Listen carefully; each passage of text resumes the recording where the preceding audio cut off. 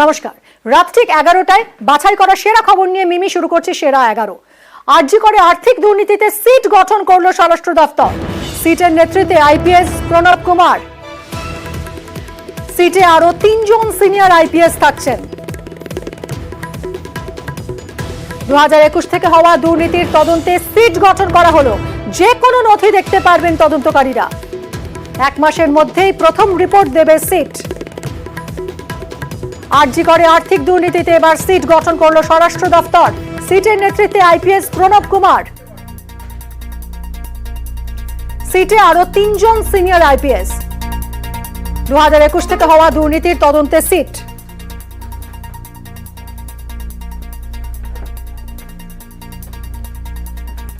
আমাদের সঙ্গে এই মুহূর্তে রয়েছেন আমাদের প্রতিনিধি অভিজিৎ। অভিজিৎ, কি জানা যাচ্ছে এই সিট ঠিক কোন তদন্ত করবে?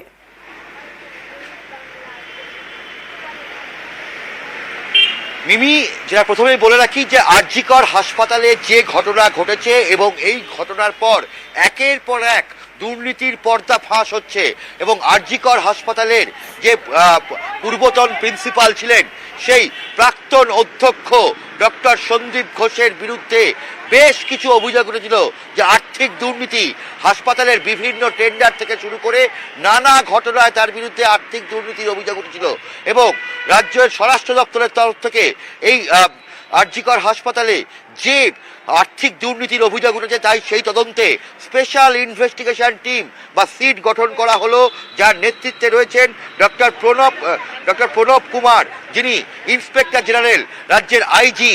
ডক্টর প্রণব কুমারের নেতৃত্বে 4 সদস্যের এই স্পেশাল ইনভেস্টিগেশন টিম, যার অন্যতম সদস্য হচ্ছে মুর্শিদাবাদ রেঞ্জের ডিআইজি ওয়াসিম ওয়াকার রাজা, রয়েছেন ডিআইজি সিআইডি সোমা দাস মিত্র, রয়েছেন কলকাতা পুলিশের ডিসি সেন্ট্রাল ইন্দিরা মুখোপাধ্যায়।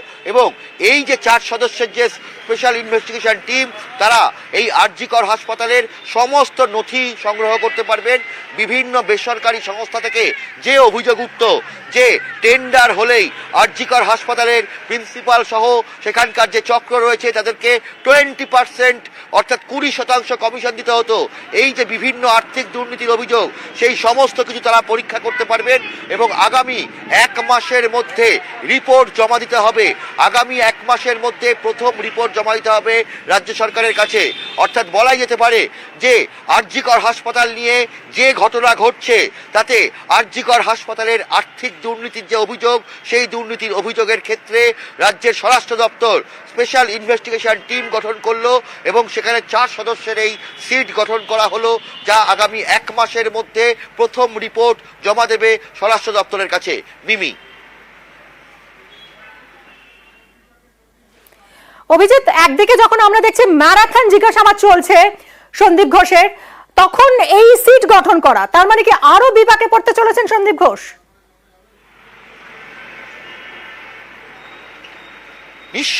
নিঃসন্দেহে মিমি, এবং এই আরজিকরের যে প্রাক্তন প্রিন্সিপাল বা অধ্যক্ষ ডক্টর সন্দীপ ঘোষ, তার বিরুদ্ধে একের পর এক তার বিরুদ্ধে অভিযোগের তীর সারিত হচ্ছিল।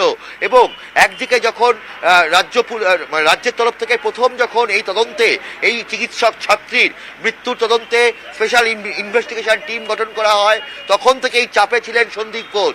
এরপর সিবিআই তদন্ত যাওয়ার পর সিবিআই আধিকারিকরা প্রত্যেক দিন ঘন্টার পর ঘন্টা এই সন্দীপ ঘোষকে জেরা করছেন এবং তার সঙ্গে আবার নতুন করে এই যে আরজিকর হাসপাতালের আর্থিক তদন্ত, আর্থিক বেনিয়ম, আর্থিক যে অনিয়ম, তাতে যে সিট গঠন করা হলো স্পেশাল ইনভেস্টিগেশন টিম, ফলে বলাই যেতে পারে যে সব দিক থেকে জালে বিদ্ধ হচ্ছেন আরজিকর হাসপাতালের প্রাক্তন প্রিন্সিপাল তথা অধ্যক্ষ ডক্টর সন্দীপ ঘোষ।